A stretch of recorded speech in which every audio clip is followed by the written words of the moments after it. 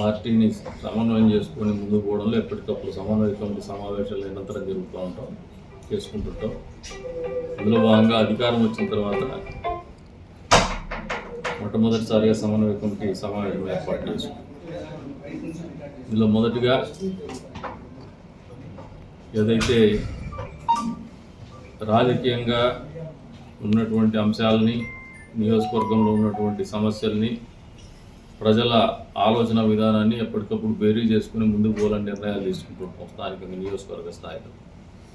అందులో భాగంగా మొదటిగా మొన్నటి రోజున ఏదైతే ట్రాఫిక్ అంతరాయం లేకుండా చేయాలనే ఆలోచనతో ప్రధానమంత్రి నరేంద్ర మోడీ గారి చేతుల మీదుగా ప్రారంభించబడినటువంటి బైపాస్ రోడ్డుకు పీవీఆర్ దగ్గర నుంచి ఆర్టీసీ బస్సులతో సహా హెవీ వెహికల్స్ అన్నింటినీ బయటికి పంపడం జరుగుతుంది.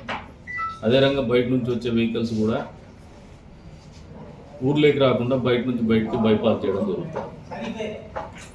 ఏదైనా మా వాళ్ళందరికీ మా దృష్టికి తీసుకొచ్చింది ఏమంటే, ఆర్టీసీ బస్సులో ప్రయాణం చేసేటువంటి ప్రయాణికులు, గతంలో కూడా నేను కూడా చెప్తున్నాను, ఏదైనా ఇబ్బందికరమైన పరిస్థితి వస్తే సమీక్షించుకుంటామని చెప్పేసి. రోజున వాళ్ళు కొద్దిగా గ్రీవెన్స్ ఉంది. రైతులు ఎవరైతే గ్రామీణ ప్రాంతం నుంచి వస్తున్నారో వాళ్ళు ఎరువుల బస్తాలు కావచ్చు, అదే రంగా వ్యవసాయ సంబంధితమైనటువంటి కూరగాయలు కావచ్చు, ఆకుకూరలు కావచ్చు, ఇతరత్ర పనిముట్లు కావచ్చు, బస్సు మీద తీసుకొచ్చి దింపుకోవడంలో ఇబ్బంది పడుతూ ఉన్నారండి. దాన్ని ఒకసారి మళ్ళీ ఆలోచన చేస్తాం, అధికారులతో కూడా చర్చిస్తాం, అవసరమైతే పునఃసమీక్షించుకుంటామని చెప్పేసి కూడా తెలియజేస్తాను. ఎవరు దీని గురించి ఇబ్బంది పడతారు, ఇబ్బంది పెట్టినారనే ఆలోచనతో ఉండొద్దని చెప్పేసి కూడా కోరుతున్నాం.